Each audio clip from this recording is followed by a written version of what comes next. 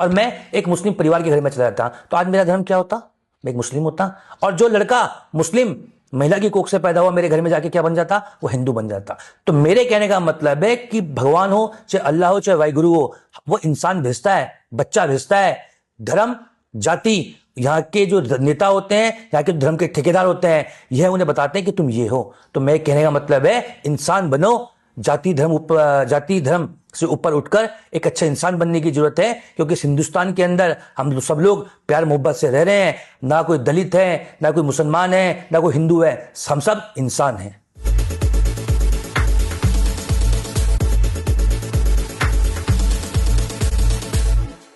आपके द्वारा एक पुतला दहन किया गया, किस विषय में किया गया और किसका किया गया, बताइए। देखिए, एक आनंद स्वरूप नाम के एक फर्जी बाबा हैं जो भगवा चोला ओढ़कर हमारे दलित समाज के जो हमारे भाई बहन हैं उनके लिए लगातार गलत टिप्पणी करते आए हैं। अभी कुछ समय पहले उन्होंने हमारी जो महापुरुष हैं महात्मा ज्योतिबा फूले, उनके लिए कहा गया कि हिंदू विरोधी हैं। जबकि उन्हें ज्ञान होना चाहिए कि अगर महिलाओं के उद्धार की बात सबसे पहले किसी ने की थी तो वो ज्योतिबा फूले जी ने की थी। दूसरी बात, इन्होंने ऐसे बाबा को नहीं पता कि जो हमारा, वो कहते हैं कि आरक्षण खत्म करके तुम लोग, सॉरी, SC/ST एक्ट जो है तुम खत्म करके मैदान में आ जाओ, मैं तुम्हें देख लूंगा। हमारे नेता चंद्रशेखर आजाद जी, माननीय जो हमारे राष्ट्रीय अध्यक्ष हैं माननीय चंद्रशेखर आजाद जी, उनके बारे में लगातार ये अभद्र टिप्पणी करते रहे हैं। तो मैं बताना चाहूंगा जो ऐसे बाबाओं को कि इतिहास के अंदर जो हमारा दलित समाज था उनके साथ जो है जो छुआछूत जैसी जो भेदभाव जो समाज के अंदर चल रहा था कि उन्हें मंदिरों में प्रवेश नहीं करने दिया जाता था, उन्हें शिक्षा में भागीदारी उन्हें नहीं मिलती थी, उन्हें भूमि से वंचित रखा जाता था। साथ में यहाँ तक कि अगर कोई हमारा दलित भाई किसी कुएं से या किसी नलके से पानी पी लेता था तो उन्हें वहां पानी तक नहीं पिया जाता था। यदि कोई स्वर्ण समाज के अंदर दलित भाई आके उनके बर्तन में खाना खा ले या उसमें चाय पी ले तो उस बर्तन को ही अलग कर दिया जाता था। इस प्रकार की जो घंडित जो चीजें हैं वो हमारे दलित जो हमारा समाज का भाई था उन लोगों ने झेली है। अब बाबा साहब अम्बेडकर जी ने इस कुप्रथा को खत्म करने के लिए हमारे जो दलित भाई है उनको समाज में उनकी भागीदारी सुनिश्चित करने के लिए आरक्षण की व्यवस्था करी। ऐसे बाबाओं को जो दलित विरोधी हैं, जो घृणित मानसिकता से हमारे भाइयों को देखते हैं, ऐसी बाबाओं को ठीक करने के लिए SC/ST एक्ट का निर्माण किया। आज मैं ऐसे बाबा को कहना चाहूंगा कि बाबा जी, इस प्रकार का जो बयान आप हम दे रहे हो ये संविधान विरोधी है। क्योंकि दलितों के लिए जो आरक्षण दिया गया है, जो SC/ST एक्ट जो बनाया गया है वह संविधान में वर्णित है और संविधान बाबा साहब अम्बेडकर ने लिखा है। हम लोग संविधान को मानने वाले लोग हैं। आप जैसे बाबा आज की डेट में जो हमारा दलित समाज है वो अपनी भागीदारी हर क्षेत्र में सुनिश्चित कर चुका है। और हमारे नेता चंद्रशेखर आजाद लगातार बहुजनों की आवाज उठाते आए हैं और दलित जो हमारे भाई हैं उनके हितों के लिए लगातार संसद में अपनी आवाज को बुलंद करते आए हैं। उनका यह बयान, चंद्रशेखर आजाद, तुम SC/ST एक्ट हटा के आ जाओ और हम तुम्हें देख लेंगे। तुम ऐसे बाबाओं को चेतावनी देना चाहता हूं कि बाबा जी, गलतफहमी मत बोलना। अभी मध्य प्रदेश की धरती के अंदर हमारे नेता चंद्रशेखर आजाद जी ने कायम नीले कबूतर नहीं है, नीले कबूतर नाम की संज्ञा से उन्होंने हमारे नेताजी को क्या बोलते हैं नाम दिया है। तो मैंने कहना चाहूंगा कि हम नीले कबूतर नहीं है, नीले बाज हैं। बाज, ध्यान रखना, बाज की रफ्तार और बाज के वार से आप अभी वाकिफ नहीं हो, क्योंकि ज्यादा अभी तो आपका पुतला दहन किया गया है। बाबा जी ध्यान रखना, जिस दिन बाज की नजर आप पे पड़ी तो आपको हरिद्वार से उठा के ले आएंगे और आपका मुंह काला करने का काम हम करेंगे। सर, देवभूमि में उत्तराखंड में बाबाओं का सम्मान किया जाता है और आपने पुतला ही फूक डाला, उस बारे में क्या कहेंगे कि बाबा, मतलब आप लगातार आरोप भी लगा रहे हैं कि बाबा ठीक नहीं थे। देखिए, अगर आप आस्था की बात करोगे तो फर्जी बाबा है। यह आपने सुना होगा, एक राम रहीम बाबा थे जो क्या बोलते हैं बड़े अपने आप को फेमस थे और कभी पिक्चर बनाते थे अपने लिए, कभी कुछ करते थे। लास्ट में उनपे क्या आरोप लगे? एक बहन ने उनपे शारीरिक शोषण का आरोप लगाया। एक दूसरे बाबा थे आसाराम, वो बड़े फेमस थे अपनी पूजा पाठ के लिए कि अरे बाबा जी नाच रहे हैं, हमारे सब लोग वहां पर जाते थे उन्हें पूजा पाठ। दूसरा क्या आरोप लगा उनपे? कि उनपे भी एक महिला द्वारा शोषण का आरोप लगाया। तो ऐसे बाबा आनंद स्वरूप ये उसी कैटेगरी के तौर के बाबा हैं।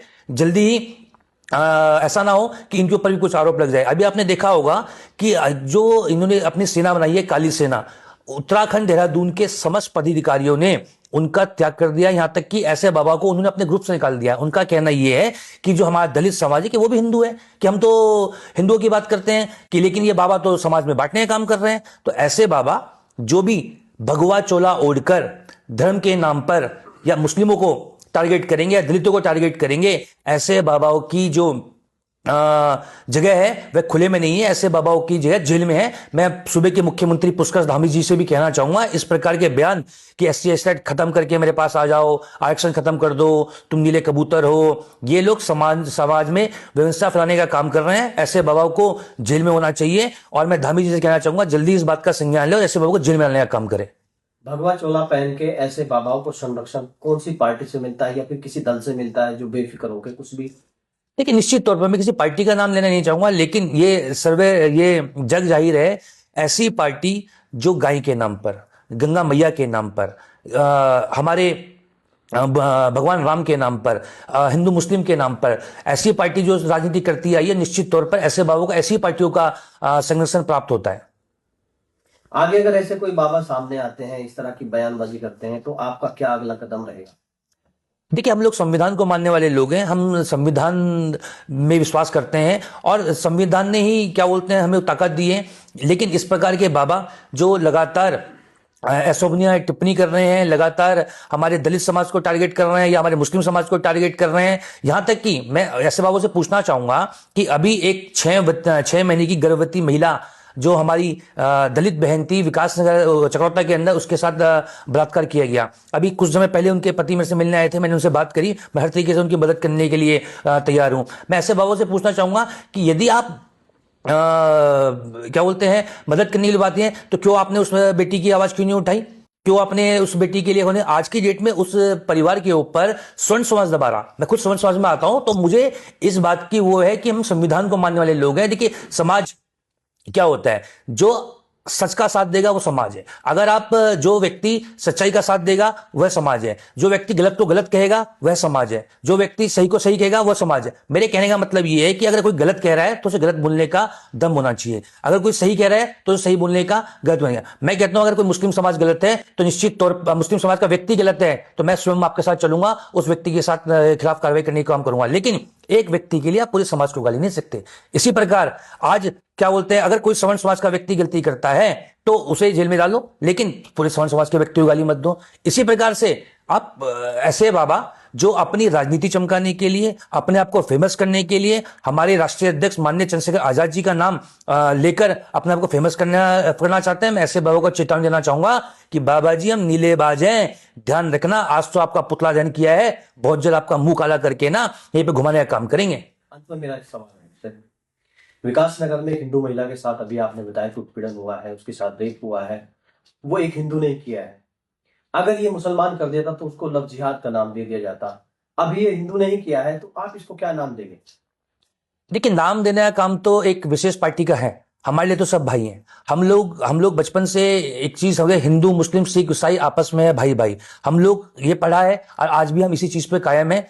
मैं आपसे कहा ना, मैं आपसे कह रहा हूं कि यदि एक हिंदू व्यक्ति गलत है तो उसे आप जेल में डालो, उस संविधान के तहत उसे आप सजा दो। यदि कोई मुस्लिम व्यक्ति गलत है तो मैं आपके चैनल के माध्यम, अगर यदि कोई मुस्लिम व्यक्ति गलत है तो मैं स्वयं आपके साथ चलूंगा, आप उसको जो है जेल में डालो। लेकिन धर्म के नाम पर, जाति के नाम पर और हिंदू मुस्लिम के नाम पर पूरी समाज को गलत ना कहें। अब मैं कहूंगा अगर किसने गलती करी है तो उस व्यक्ति की क्या बोलते हैं गलती की बात होनी चाहिए, ना कि पूरे समाज की व्यक्ति की गलती की बात होनी चाहिए। यही आपका कहना है कि व्यक्ति गलत होता है, समाज या धर्म गलत नहीं होता? देखिए, भगवान ने सिर्फ इंसान भेजा है, कोई अल्लाह को मानता है, कोई वाहिगुरु को मानता है, मैं भगवान को मानता हूं, हम सबने जो है सिर्फ इंसान को भेजा है। मैं आपको बताऊं, कभी भी ऊपर से जो बच्चा पैदा होता है ना, वह ये नहीं पैदा आता कि मैं मुसलमान हूं या मैं दलित हूं या मैं ठाकुर हूं या मैं ब्राह्मण हूं। भगवान सिर्फ एक बच्चा भेजता है। धर्म के ठेकेदारों ने अपने आर्थिक और राजनीतिक फायदे के लिए हिंदू मुस्लिम दलित और ब्राह्मण बनाया है। और मैं अपने सभी भाइयों से अपील करना चाहूंगा कि धर्म से पहले एक अच्छा इंसान बनो, क्योंकि इंसानियत सबसे बड़ी चीज है। धर्म तो ठीक है, मैं हिंदू धर्म में पैदा हुआ तो मैं हिंदू हो गया, अब मेरा एक भाई है समीर, वो मुस्लिम धर्म में पैदा हुआ तो वो मुस्लिम हो गया, अब्दुल है वो मुस्लिम धर्म में पैदा हुआ तो वो मुस्लिम हो गया, हमारे दीपक शर्मा भाई है वो ब्राह्मण श्रेणी में पैदा हुए तो ब्राह्मण हो गए। लेकिन अब मैं आपके चैनल के माध्यम से पूछना चाहता हूं, मैं एक एग्जाम्पल है, मैं आपको बोलना चाहता हूं, यदि योगेंद्र चौहान की मम्मी और एक मुस्लिम परिवार की कोई भी बहन ने दोनों बच्चों को एक साथ जन्म दिया होता और दोनों एक हॉस्पिटल में दिया होता, गलती से नर्स की गलती से जो मुस्लिम व्यक्ति, जो बच्चा पैदा हुआ था लड़का, वो मेरे घर में आ जाता और मैं एक मुस्लिम परिवार के घर में चला जाता, तो आज मेरा धर्म क्या होता? मैं एक मुस्लिम होता। और जो लड़का मुस्लिम महिला की कोख से पैदा हुआ मेरे घर में जाके क्या बन जाता? वो हिंदू बन जाता। तो मेरे कहने का मतलब है कि भगवान हो, चाहे अल्लाह हो, चाहे वाहिगुरु हो, वो इंसान भेजता है, बच्चा भेजता है। धर्म, जाति, यहाँ के जो नेता होते हैं, यहाँ के धर्म के ठेकेदार होते हैं, यह उन्हें बताते हैं कि तुम ये हो। तो मैं कहने का मतलब है इंसान बनो, जाति धर्म से ऊपर उठकर एक अच्छा इंसान बनने की जरूरत है, क्योंकि इस हिंदुस्तान के अंदर हम सब लोग प्यार मोहब्बत से रह रहे हैं। ना कोई दलित है, ना कोई मुसलमान है, ना कोई हिंदू है, हम सब इंसान हैं।